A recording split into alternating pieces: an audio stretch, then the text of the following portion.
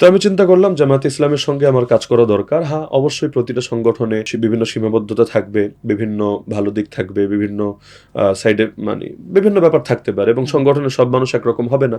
এখানে কেউ জানের চাইতেও বেশি ভালোবাসতে পারে, কেউ আবার কখনো কোনো মনে কোনো কারণে রাগ অভিমান থাকতে পারে, অস্বাভাবিক না। কিন্তু আমি মনে করলাম যাই হোক না কেন, আল্লাহর জন্য যেহেতু পথ চলা, কাজ করতে থাকি ইনশাআল্লাহ। আর সবচাইতে বড় ভালো দিক ছিল এখানে ব্যক্তিতন্ত্র নেই, পরিবারতন্ত্র নেই, অভিজাততন্ত্র নেই। কোথাও ব্যক্তিতন্ত্র চলে, এক ব্যক্তি সব, এখানে ব্যক্তির বাইরে জি হুজুর ছাড়া কিছু করার নেই। কোথাও পরিবারতন্ত্র চলে, রাজার ছেলে রাজা, পীরের ছেলে পীর, এই সিস্টেমে একটা গতি চলতে থাকে। কোথাও অভিজাততন্ত্র চলে, যেখানে ব্যক্তিও না পরিবারও না, কিন্তু নির্দিষ্ট একটা শ্রেণী তাদেরকেই সর্বদা উপরে রাখা হবে। তো এভাবে তো যোগ্যতার বিকাশ হবে না, প্রতিভার বিকাশ হবে না। কিন্তু এখানে যেটা দেখলাম না, আলহামদুলিল্লাহ, যোগ্যতাকে মূল্যায়ন করা হয় সবচাইতে বেশি। যে যোগ্য তাকে এগিয়ে দেওয়ার চেষ্টা করা হয়, এবং যে নীতি অনুসরণ করা হয় যে কেউ নিজের ঢোল নিজে পিটাবে না। কিন্তু আমি আমার কথা বলবো না, কিন্তু আমি আপনার কথা বলতে পারবো, আপনাকে এগিয়ে দেওয়ার জন্য চেষ্টা করতে পারবো। আলহামদুলিল্লাহ, এটা তো একটা অনন্যতা। তো সব মিলিয়ে দেখলাম, এখন তো আমি না, সারা দুনিয়া দেখছে। আল জাজিরা রিপোর্ট দেখলাম, আরো বিভিন্ন আন্তর্জাতিক নিউজ মাধ্যমে দেখলাম, তারা বলছে যে আগামী দিনে বাংলাদেশে জামায়াত ইসলামী ক্ষমতায় আসার সম্ভাবনা তৈরি হয়ে গেছে,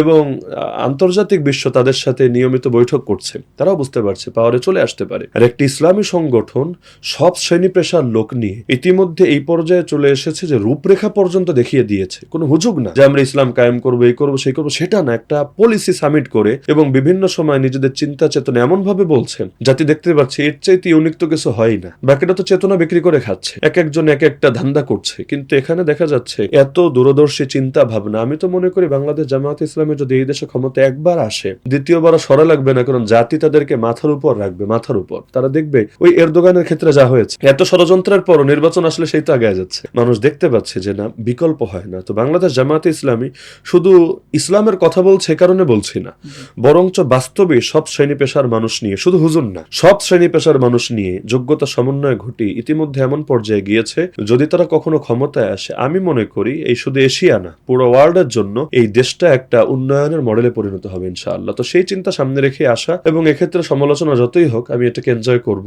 এবং এটাকে আমি মনে করব জিকির করলে আর কয়টা নেকি হবে। জিকির করলে যত নেকি হবে, দ্বীনের পথে চলতে গিয়ে গালি খেলে নেকি আরো বেশি হবে। কারণ সমস্ত নবীগণের সুন্নাহ গালি খাওয়া, নবীরা গালি খাননি, তো নবীরা যদি খেতে পারেন আমরা কেন পারবো না? লক্ষ্য যেহেতু আল্লাহর সন্তুষ্টি, যদিও মানুষ বলছে দুনিয়ার জন্য, এর জন্য, সেই জন্য। আরে ভাই, এখানে মানুষরা কি হারে কষ্ট করে এটা তো আসলেই দেখবে। এক একজন রোকন হলেও তার ইনকামের অন্তত 5% দিয়ে দিচ্ছে সংগঠনকে। তো সে পাচ্ছে না দিচ্ছে, এটা তো দূর থেকে দেখলে হবে না, কাছে এসে যদি দেখে ইনশাল্লাহ তারাও বুঝবে। আমি বুঝি জামায়াতের সবচাইতে বড় সমালোচক যারা, দুদিন পর তারাই বুকে জড়ায় নেবে ইনশাআল্লাহ।